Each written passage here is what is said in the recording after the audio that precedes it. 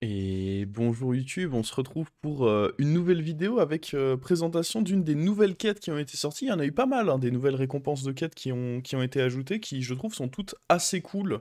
C'est des nouveaux designs, ils ont pris le temps de réfléchir dessus, elles sont je pense bien à jour avec le jeu actuellement, peut-être un peu trop fortes, mais c'est pas quelque chose qui me dérange moi, qu'ils implémentent des trucs un peu trop forts, quitte à le réajuster. Je préfère avoir des trucs un peu forts et ils réajustent plutôt que d'avoir des trucs bah, un peu trop mous et qu'ils soient obligés de le up parce que on le voit pas. Je préfère personnellement quand c'est dans ce sens-là. Le mieux c'est si c'est parfaitement équilibré, mais je pense que le métier de game designer est plus complexe que ça. Bon, ici on prend Barov, qui est quand même un très très bon héros. On prend juste un terrain ici, c'est risqué de faire le pari tour 1. Ça se mettrait juste pas très bien pour peu qu'on le perde. Ça se mettrait pas très, très bien du tout, donc on va plutôt attendre le tour 2. Tour 2, on peut prendre de l'information. C'est déjà beaucoup mieux. Donc ici, bon, on va prendre la 2-1, hein, pas un serviteur exceptionnel, mais on n'a pas mieux. Et là, on se dit, bon, ça level up taverne 2. Les deux ont pris élémentaire, donc les deux devraient level up. Voilà, le Thorim fait son level up également, donc bah, on parie assez logiquement sur le Roi Lich ici. On bat le Zephrys. Et je suis plutôt confiant quant au fait de revenir dans le shop avec 3 pièces d'or. Et voilà, c'est exactement ce qui va se passer. On a la quête au prochain tour, donc très important. Il faut, en temps normal, avec Barof, on pourrait décaler le level up d'encore un tour, mais dans la méta quête, je trouve ça vraiment très important de faire le level up maintenant parce que vous n'avez pas envie de perdre du temps à level up une fois que vous avez votre quête. Vous voulez dépenser vos golds pour faire des achats qui vont vous aider vers la quête, et level up aide rarement dans ce sens-là. Donc voilà ce que je vais viser. Alors là, je regarde un peu. Là, l'indice, c'est que bah, le Galiwix, il vient de up ce tour. Donc il n'a pas pu acheter de serviteur de taverne 2. Donc a priori, le Zephrys qui lui avait up le tour avant, là, ce tour vient de se renforcer avec deux serviteurs de taverne 2 a priori. Après, ça peut toujours être bizarre parce que le tour d'avant les quêtes, bah, il pourrait garder peut-être des cartes en main, mais ça, j'ai envie de dire, on peut pas forcément anticiper. On peut pas forcément savoir ce qu'il lancera. Bon, en tout cas, ce qu'il y a, c'est qu'on a un Chak qui est sacrément fort en face. En plus, on met un mauvais ici, on va se prendre 5. Ce qui est pas un drame. C'est pas le tour où on est fort avec Barof. On a acheté une pomme, ça devrait suffire à nous renforcer. Et là, on voit que bah on a perdu le bet. Donc vraisemblablement, je pense qu'il avait dû garder des cartes dans la main. Mais bon, on est sur le tour important, le tour où il va falloir décider de notre quête. Et on a 3 nouvelles quêtes. Le don du kobold doré, il faut atteindre 30 d'attaque. Tous les 5 rolls, il y a un des serviteurs les plus hauts niveaux en taverne qui devient doré. Réserve du scribe, 3 sorts aléatoires en début de chaque tour pour 30 serviteurs alliés à laisser mourir. Ou alors vos sorts de la taverne se lancent 2 fois pour jouer mort-vivant ou démon. J'hésite entre la première et la deuxième. Le kobold doré, ça peut être un peu risqué, mais j'aime bien pour deux raisons. Et on va voir dans quel setup kobold doré bien. Première, c'est que je joue Barov, qui est quand même un très bon héros, donc je devrais, en plus là avec le tour que je fais, réussir à bien level up. Ça, c'est la première raison. La deuxième raison, c'est qu'il y a bête dans le lobby, et je pense que cette quête, elle est excellente quand il y a bête dans le lobby et que vous pouvez vite passer taverne 5. Parce que du coup, en fait, en bête, vous cherchez principalement des tavernes 5 et 6 en grande quantité, et donc vous allez beaucoup roll. Donc les rolls, ça veut dire que, bah, un peu comme... C'est d'ailleurs, Elise est d'ailleurs très forte dans les compos bêtes pour cette raison, c'est que vous faites beaucoup de rolls, et sur les singes dorés, bah, vous essayez de récupérer vos goldrines et vos faucons pour la compo bête. Et donc là, ça va être un peu l'idée. Ça va être de se dire que, bah, on joue de cette manière-ci, on essaye de vite up taverne 5 avec le tempo qu'on a. Je freeze là le démon parce que je me dis, bah, une 3-6 qui peut potentiellement rendre ses points de vie, on aura difficilement mieux, je pense. Et donc, ouais, l'objectif, ça va être de se faire des gros tours pour le niveau de taverne suivant. Bon, là, un petit fight, ma foi, pas très intéressant. En vrai, on peut le skip. Une free win. Notre chevalier qui est pas mort, donc qui n'a pas grossi. Pas la fin du monde. Et donc ouais, là, bah, on level up hein, tranquillement, on fait un achat, pas besoin d'en faire 10 000 non plus. Et c'est parfait parce qu'il nous reste un gold pour aller acheter l'investissement prudent, et un gold pour faire notre pari derrière. Je mets lui devant pour peaufiner le placement. Et au niveau du pari, on va quand même en parler parce qu'il y en a peut-être qui ont un peu du mal avec Baroff. Voilà, typiquement, Tchak, j'avais vu qu'il était fort. Les deux sont taverne 3. Lui, il devrait, voilà, il up taverne 3. Là-bas, c'est taverne 3. Torim, ça n'a pas de pouvoir à ce stade de la partie. Donc, il y a très peu de chances que Torim, à même niveau de taverne, les deux sont taverne 3. Aucun n'a fait de triple. Il y a très très peu de chances que Torim soit meilleur qu'un Tchak. Surtout que le Tchak, on l'avait croisé, on savait qu'il était déjà plutôt costaud. Donc, tout porte à croire que Tchak va gagner ce combat et qu'il faut donc miser sur lui. Là, petit combat, bon, pareil, il y a absolument rien en face. Et il va quand même, mine de rien, tuer ceci qui booste ma tortue. C'est... Je prends, on lui met un dégât de moins, mais d'un autre côté, je gratte un PV sur ma tortue. Comme dit, je prends. Et donc ici, on va pouvoir directement passer taverne 4. Se renforcer pas mal. On voit la pomme, hein, qui, bah, mine de rien, on l'a joué du coup sur un total de 4 serviteurs. Ça donne un tempo de fou, hein, à ce stade, la pomme. Bon, là, on va pas en reprendre une. On va prendre lui, qui est pas trop mal, hein, en vrai. Nouveau serviteur, Naga mort-vivant, qui vous permet de booster... C'est une sorcellerie qui, cette fois, booste tout le board. Et si les serviteurs meurent, ils conservent le petit boost de 1 point de vie. Donc ça peut être un mini scaling, ouais, c'est pas grand chose, hein, mais mini scaling. Là je vais pas mal hésiter en vrai, parce que les deux sont taverne 3, les deux ont fait un triple, et je vais surtout attendre de voir s'il y en a un qui level up. Là je vais me permettre d'avancer le timer, il y en a aucun qui a level up, et dans ce timing, je préfère miser sur Grisebranche, parce qu'à ce stade, bon, Roi Lich il a son pouvoir qui est effectif sur un serviteur, ça peut l'aider, mais Grisebranche, qui était quand même cool comme 4 morts vivants, bah lui son pouvoir il va se répercuter sur beaucoup plus de serviteurs, donc normalement à ce stade de la partie, pour des conditions qui sont à peu près les mêmes, tous les deux taverne 3, tous les deux un seul triple, je me dis que le pouvoir de Grisebranche devrait prendre l'ascendant. Surtout que mort-vivant ça synergise très bien avec Grisebranche, donc il est dans le bon setup pour qu'on envoie de belles choses. Là j'ai beaucoup de serviteurs qui sont morts, ce qui est cool parce que du coup ils vont garder de manière définitive leur petit point de vie que je leur ai conféré. Et donc on voit en effet, c'est bien le Grisebranche qui a gagné, let's go. Donc là on level up, alors à la base je voulais level up et faire un achat. Et honnêtement, je me dis, bon déjà il y a moyen que le Tchak soit juste fort parce qu'il fait une strat où il reste à 23. Donc essayer de rivaliser contre lui c'est pas forcément le plus intéressant. Et puis surtout là il y a aucun serviteur intéressant. On pourrait discuter que le Hara est intéressant, mais ça me pénalise pas pour ma quête dans tous les cas, puisque ça ne compte que les rôles que vous faites à la main. Il me semble pas que ça compte, il me semble pas que ça compte les rôles qui se font automatiquement en début de taverne. Donc je suis pas pénalisé là-dessus. Et bah ouais, ici on va juste faire le pari et attaquer directement prochain tour en taverne 5. Donc potentiellement, bah, avoir des créas intéressantes, parce qu'il faut rappeler que le kobold doré, il rend le plus haut niveau de taverne, donc un taverne 5, même, évidemment, on espère que ça tombe sur un Titus, un singe, des cartes clés, ça ce serait le rêve, mais même si ça tombe pas sur eux, ça peut être un taverne 5 qui est ok en tempo, mine de rien. Là, je regarde un peu les deux, je me dis que le Roi Lich, quand même, il doit être dans un setup très solide, pareil, Thorim, en début de partie, souvent ça subit parce que bah il est en attente de l'activation de son pouvoir. Donc c'est rare que Thorim soit très très bien en début de partie. Et lui, bon voilà, il est en effet très très fort. Je vais accélérer le fight. On s'est pas exactement pris. J'ai pas pris 15, je crois que j'ai pris 13 dégâts. Bon, là je regarde. Il faut juste qu'on active la quête là, avant de commencer à faire nos rolls. Donc on fait un achat. On avait bel et bien gagné le bet. Et là, bah, on fait des rolls. Soit je trouve un Titus, un truc comme ça intéressant. Soit bah, je continue tout simplement à roll. J'hésite avec le rituel, mais je me dis franchement, je vais avoir mes découvertes. Autant juste directement roll pour ça. Et là, ça va être au prochain coup, je pense. Hop. Et vous voyez là, mine de rien, Chevalier de Hirsute doré au tour 8. C'est évidemment pas une créature sur laquelle vous allez construire une compo, mais pour le timing, il est plus que correct. Là, je vais prendre un boa, hein. On n'est pas dans un délire de on va partir sur du Rock et compagnie.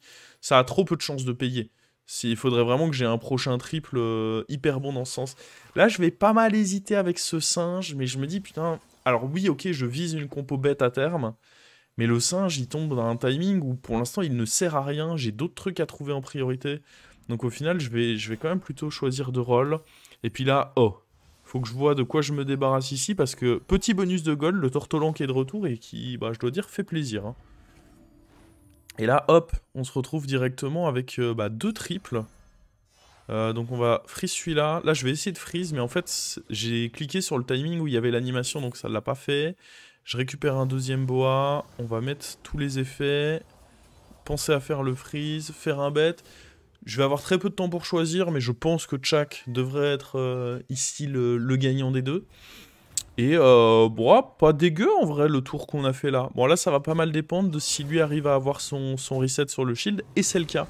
Donc je pense qu'à partir de là, on était favorable. Après c'est 65%, ça se perd largement. Mais je pense qu'avec ce hit là en vrai, on devrait déjà être très bien. Malgré le fait que là les morts vivants qu'on me propose sont mauvais, mais je pense vraiment que le fait d'avoir eu le reset sur le shield, c'était déjà, peu importe ce qu'il y avait derrière. Là, on a de l'écho avec un petit Jhin, mais on voit en tempo, on n'a pas eu les serviteurs de l'année.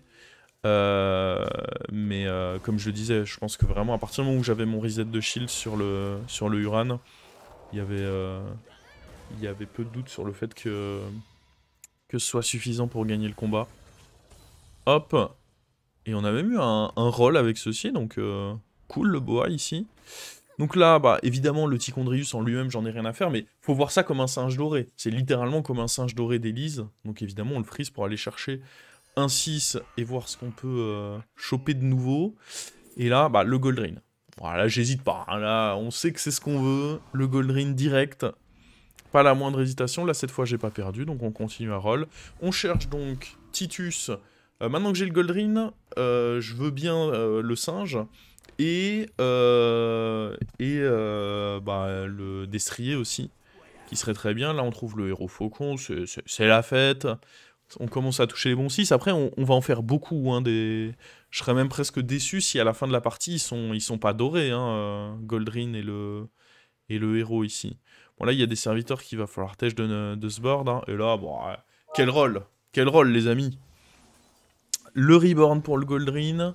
Et le petit cheval, voilà, on se met extrêmement bien. En vrai, je devrais... Là, je vais enlever la gueule d'acier. J'aurais peut-être dû enlever le Uran, plutôt. Franchement, je me dis que fallait peut-être plutôt enlever le Uran. Donc on va jouer les deux. Je pourrais presque même encore l'enlever. Là, en fait, j'ai un regret, c'est que je me dis que j'aurais peut-être pas dû booster le Goldrin avec le sort. J'aurais dû... Bon, après, c'était... Ouais, j'aurais dû le jouer quand j'avais que 5 serviteurs, quoi. Mais bon, c'est pas bien grave. Là, j'ai pris... Bon, j'ai hésité sur d'autres choses. Donc, en vrai, j'ai pas trop pris le temps. J'ai pas trop analysé mon bet. Et ça, souvent, bon, c'est des bêtes... surtout que là, autant le coup d'avant, Chak, on savait qu'il était fort. Parce que pareil, on n'avait pas eu beaucoup de temps pour l'analyser. Là, c'était un bet de 2 joueurs que j'ai pas vu depuis un petit bout de temps. Donc, pas évident. J'ai misé sur le Grisebranche parce que je me dis, bon, il joue une compo tempo mort-vivant. Mais très honnêtement, j'ai pas vraiment eu le temps d'analyser ce bet. Je peux pas du tout garantir qu'il va bien se passer. Et là, on voit, le Roi Lich, il est pénible en vrai. Hein. Il est pénible ce Roi Lich. Alors pour l'instant, on est favorable. Mais attention, cette quête... Bah, c'est comme avoir Tribu de Titus, mais en permanence, cette quête. Donc bah, forcément, quand tu joues bête ou mort-vivant, c'est extrêmement solide. Mais bon, ici, c'est pas encore gênant. Ce sera plus tard peut-être qu'il en fera des choses. Mais là, pour le moment, on lui met son petit moins 15. C'est cadeau. On rend sa game un peu plus compliquée. Faut pas leur laisser faire les choses en mode facile. Et bah, on veut surtout pas level up hein, ici.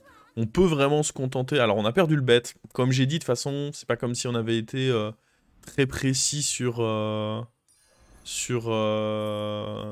notre analyse. Donc, bon, pas étonnant non plus qu'on le perde. On récupère un Goldrin, ça me régale. Et ben, on repart pour des rolls. Ben. Pour l'instant, les 5 qu'on touche sont pas exceptionnels. Je prends les taunts aussi, c'est quand même important. Surtout que là, j'ai pas d'autres taunts sur mon board, donc c'est doublement important. Évidemment, toujours un peu déçu de pas mettre des golds dans mes rolls, mais ça, j'hésite à le prendre pour avoir un singe. Et puis je me dis, en vrai, on cherche que singe dessus, parce que les autres bêtes que je recherche sont taverne 6, mais je suis pas taverne 6. Donc en vrai, je me ravise. Je me dis, bah j'ai quand même des rolls qui peuvent être bien. Ça, par contre, Ça se prend. Ça, le petit Titus. Comme quoi, on a bien fait de prendre le temps de se poser, de se dire, en vrai, il y a peu d'out qui m'intéressent sur le sort à 4. Et hop, on se prend ce petit Titus. Je vais quand même taunter les deux Goldrin. Je me dis que même s'il y a le risque de le tripler, c'est trop important à l'heure actuelle que les deux Goldrin meurent pour le tempo.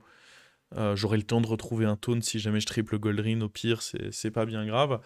Bête pas facile du tout ici. Les deux sont Taverne 4, donc joue une stratégie à peu près similaire. Les deux ont une assez bonne quête qui peut donner du tempo. Les deux ont à peu près le même nombre de triples, et je les ai tous les deux affrontés, et les deux avaient un assez bon setup. Donc là, en vrai, c'est vraiment, vraiment pas facile de faire ce bête. Je vais miser sur Zephrys parce que bah, pour moi, son pouvoir peut peut-être l'aider à avoir touché du lourd. Et il avait quand même déjà le sonore en doré. Donc je me dis que ses gemmes sont peut-être un peu plus fortes que celles du Tchak. Ça va être mon raisonnement ici. Et là, bah, on a un 100% de win. Je vous passe ce petit combat bête versus mort-vivant. Enfin, en tout cas, on l'accélère parce que bon, c'est pas, c'est pas une nouveauté, ces combats-ci. Hop.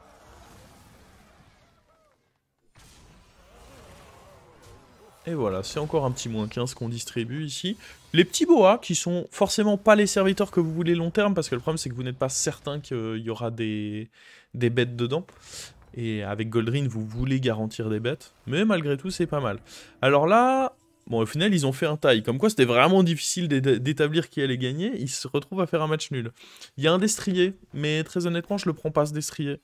Parce que je me dis que bah, faut d'abord trouver d'autres cartes. Double destrier, ça peut encombrer un peu.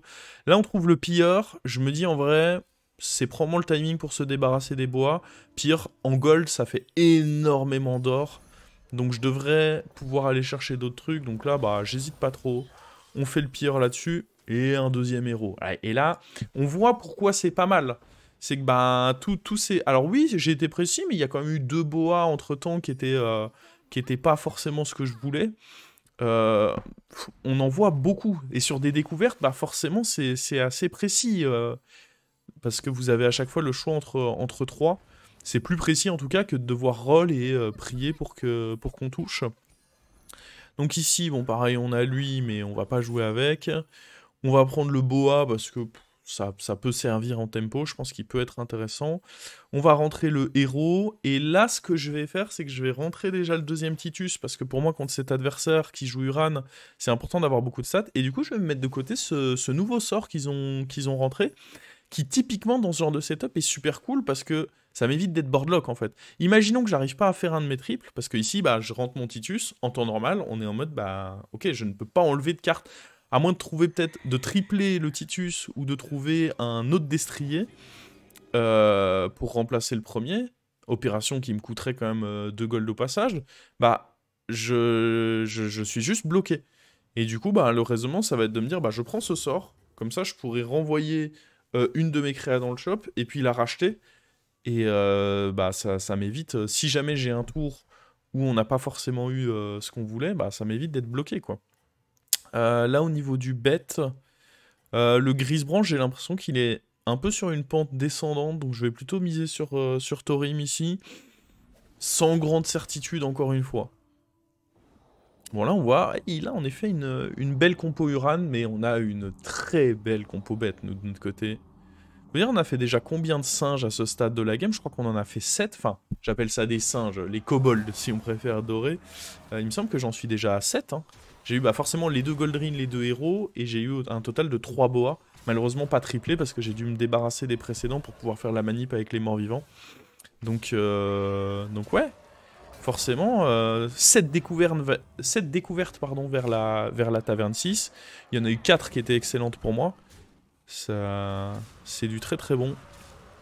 Bon, ici, pas forcément les meilleurs hits à la fin, mais juste on est trop gros, donc il n'y a pas de problème. Ce combat est remporté, on lui met pas forcément très cher. Et le Thorim qui a en effet bien gagné. Bien analysé. C'est toujours des timings où c'est pas facile en mid-game de te dire bah quand est-ce que un joueur qui était fort en tempo avant perd en souffle et qu'il faut arrêter de miser sur lui. C'est pas toujours facile, j'aurais très bien pu me tromper sur un timing comme celui-ci. Donc là, on roll, on trouve une théière dorée. Bon, clairement, on peut pas dire que les créatures qu'on a rendues dorées, et c'est pour ça qu'il faut pas jouer... Cette quête, elle est pas exceptionnelle, parce que à moins d'avoir beaucoup de réussite et de tomber sur le 5 que vous voulez, là on voit, hein, dans toutes les cartes que j'ai rendues dorées, il y en a aucune autour de laquelle j'aurais pu jouer. Donc il faut plus les voir vraiment comme... Possibilité, ok, s'il y a un doré qui m'intéresse, tant mieux, la chance. Mais la manière dont il faut le voir, c'est vraiment beaucoup plus axé. Donc là, je fais la petite manip pour renvoyer le Titus. La manière dont il faut le voir, c'est vraiment beaucoup plus axé en mode... Il y a des 6 qui m'intéressent, donc je joue avec. Ou ça peut être autre chose que des 6, mais il y a un truc au niveau de taverne supérieure qui m'intéresse, donc j'ai envie de le tenter. C'est vraiment comme ça qu'il faut le voir. Je jouerai pas avec l'annihilopode ici, donc on peut le vendre. Et bon, là, pas très intéressant ce qu'on récupère. Je vais prendre un truc par défaut, hein, il n'y en a aucun qui m'intéresse. J'aurais pu prendre Kel'Thuzad pour deny les joueurs de mort-vivant, mais est-ce que ça fait une différence? Je suis pas convaincu. Cette fois, je rentre le boa, parce que le boa, je peux m'en débarrasser. Si je rentre le Titus ici, comme tout à l'heure, je suis boardlock, sauf que cette fois, j'ai plus le sort dans la main, qui me permettrait de le remettre dans le shop. Donc on va plutôt partir en mode bois. Et là, je réfléchis. Ouah, je me dis Roi Lich, en vrai, il a une trop bonne quête. Ramon. Je pourrais peut-être un peu modifier mon placement ici. Ils sont peut-être un peu trop reculés, mon destrier et l'autre. Et là, bon, je me dis en vrai, ok, il a 2 singes, mais je me dis, il est pas si fort que ça. Et assez logiquement, on a 80% de chance de gagner. Parce que, ouais, ok, il a ses 2 singes. Mais il a même pas de Goldrin pour aller avec, donc bon. Je me dis, en vrai, il y a quand même assez peu de chances qu'on se fasse bullshit. On a quand même, ici, à ce moment-là, une chance sur 2 de... Et encore, je dis une chance sur 2, mais c'est 60% de chance d'aller sniper un truc intéressant. Bon, pas de chance, on tape dans le Raptor. Et celui de gauche, en plus. Donc vraiment, pire scénario. C'était le pire hit des 5. Parce que vraiment, c'est le hit où, ouais, en vrai, je pense que ce hit... en vrai, il y a des chances que ce hit, ce soit le 20%. Hein. Et puis derrière, ça se rattrape pas. Hein. Ils sont pas en train d'essayer de se rattraper. Puis là, ça ramène un destrier. Je commence à me dire, ah ouais, embêtant cette histoire. Ça ramène un singe. Et il y a le reborn qui pop derrière. Et je me dis, mais attends. Alors là, on tue le Titus, mais sur un timing où, dans tous les cas, il faisait plus grand chose. Il y a du popo dans notre boa. Non, pas. Voilà comment on perd un 80%, hein, globalement. On met le pire hit à 1 sur 5. C'est en grande partie le responsable de ce 80%. Et puis derrière, mon adversaire, il repop un destrier, il repop un singe, il repop des trucs comme ça. On n'est pas foutu de taper droit. Ouais, du coup, ça n'aide pas. Et on va se retrouver à... En plus, du coup, ça veut dire qu'on le sort pas. En plus, il conteste un peu notre compo en gardant les singes. Clairement, lui... Puis là, il sort un Goldrin, il sort un petit cheval. Enfin, ouais, non, il se met bien, lui. Hein. Il a pas oublié de se faire plaisir. Je sais pas si on va prendre tant de dégâts que ça. Mais, ouais, relou, quoi. En vrai, en termes de dégâts subis, ça va. On prend 10, donc on est toujours au-dessus du cap. Mais bon, faut quand même se rappeler qu'on avait 80% de chance de gagner. Ça aurait pu être... Ça aurait pu juste tourner en notre faveur. Ok, donc là on est contre le joueur de mort-vivant. On a un autre reborn. Je me dis cet autre reborn, il peut quand même ne pas être dégueu du tout. Hein. Si on trouve un singe, ce sera bien. Et sinon on peut le mettre sur le destrier. Si jamais il se fait sniper avant Titus, au moins il est toujours plus solide. Ouais, je vais le prendre ici. Et on continue, pareil les rolls. Il y a à nouveau le sort à 1, mais bon... Je me dis là de toute façon je suis pas boardlock. Là c'est parfait, ça fait de l'écho en prime. Hop. Bon, une mantide. Je pense que là c'est la mantide hein, qu'il faut prendre, ouais. On se trompe pas. On chope la mantide. Et puis on continue à faire nos rolls. Hein. Faut aller trouver le singe suivant. Ou alors un triple. Hein. Dis pas non à un triple.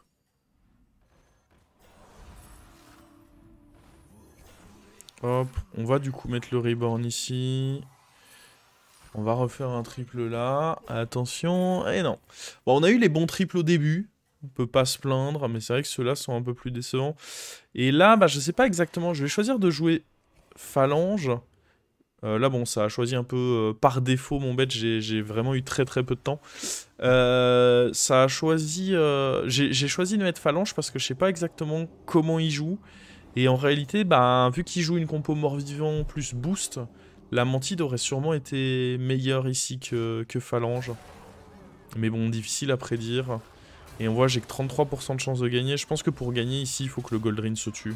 Le fait qu'ici que Goldrin meure pas, je pense que c'est en grande partie ça qui fait qu'on gagne pas. Bon, il y a un autre truc qui va pas aider, c'est qu'encore une fois, paf mon Titus. Direct quoi, il s'est pas posé de questions. Ça aurait pu taper dans Goldrin ou dans le cheval. Je pense qu'en vrai, dans le cheval on gagnait, dans Goldrin je suis pas sûr. Fallait derrière que mon cheval se tue. Mais du coup, bon, on se retrouve à perdre, mais il y a toujours la limite de dégâts, donc pas la fin du monde. Je vais avancer, on commence à faire les rolls. À nouveau, on récupère un truc doré, on récupère le tortolan aussi. Profitons du fait d'avoir perdu pour se récupérer un petit peu de gold. On récupère une mantide. Alors attention que le mort, il peut ne pas être faible. Hein. Le tchak, mine de rien. Alors on a perdu notre bête, mais bon, en même temps... Je sais pas si j'aurais bet sur lui. Le roi Lich, il était vraiment très très fort. C'est là, je me suis plutôt retrouvé à bet sur lui, bah, parce que j'ai pas eu le temps, tout simplement. Bon. Bah ici, ouais, on va... On va freeze ceci. Je mets une mantide, histoire bah, de quand même compléter ce board.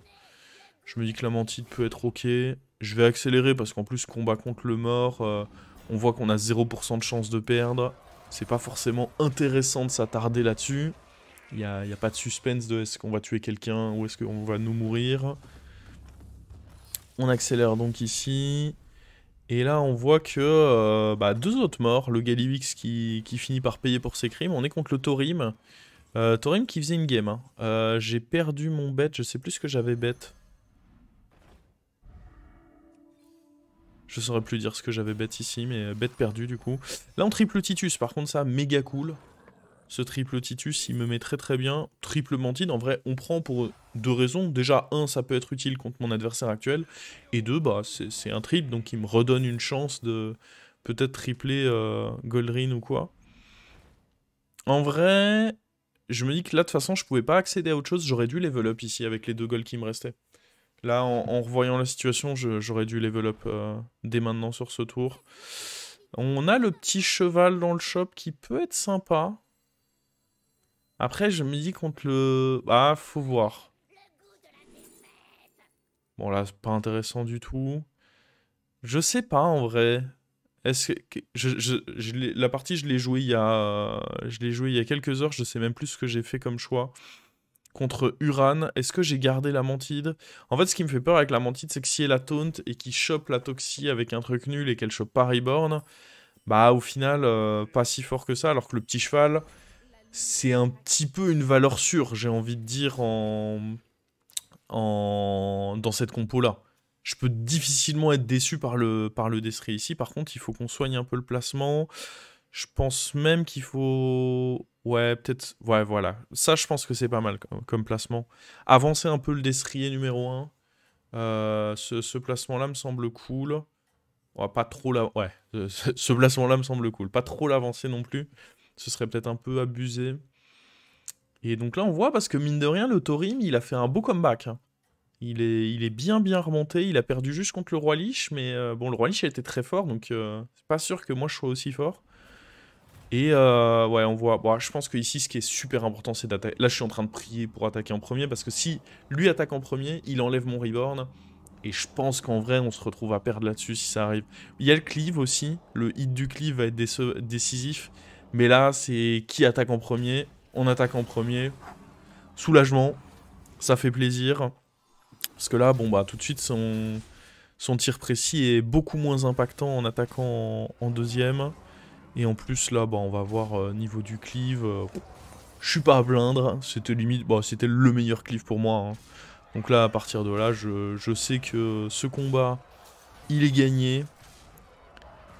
Ouais, il peut aller taper. En vrai, s'il avait tapé dans Destrier un peu tôt, je pense que ça aurait pu presque encore se perdre. Mais on a gagné déjà pas mal de 50-50. On a gagné le 50-50 du cleave et le 50-50 de qui attaque en premier. Donc à partir de là, ouais. il était quand même vraiment loin en réalité de nous battre, parce que là on a encore des rip-up là-dedans. Par contre on a toujours pas de singe aussi, parce que on se rappelle, hein, j'ai refusé un singe au début, et là je me rends compte, mais en fait je n'ai jamais revu de singe, ce qui est pas très grave contre mort-vivant, vous allez me dire. Là on level up parce que bah, pas, peu de raisons de ne pas level up.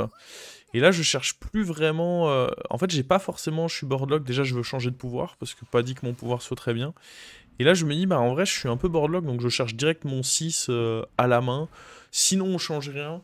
Je vais avoir une idée de dernière seconde, en vrai je sais même pas... Bon, je vais changer de pouvoir. Super, paye ton pouvoir, on a gagné un gold. euh... Ouais, pareil, en fait le problème c'est que ça m'oblige d'enlever quelque chose de mon board, et je veux pas enlever quelque chose de mon board ici. Et ici, dernière seconde, on tombe sur un truc. Et là, je me dis, en vrai, contre mort-vivant, est-ce qu'il n'y a pas un monde où, sachant qu'il a l'héralde d'agonie doublé, je me dis que potentiellement, ça peut juste être safe de dégager un truc pour bah, tout simplement le Goldrin. Et sauf que je vais un peu m'en mêler, je vais pas forcément dégager le bon truc, je pense. Parce que là, je pense que ce que je dois dégager, c'est peut-être un oiseau, si je veux faire ça comme ça. L'oiseau 6-2, je crois que de mémoire, c'est le Goldrin que je vais enlever. C'est peut-être pas la meilleure décision. Ah, je pense pas que ce soit la meilleure décision d'enlever le Goldrin ici.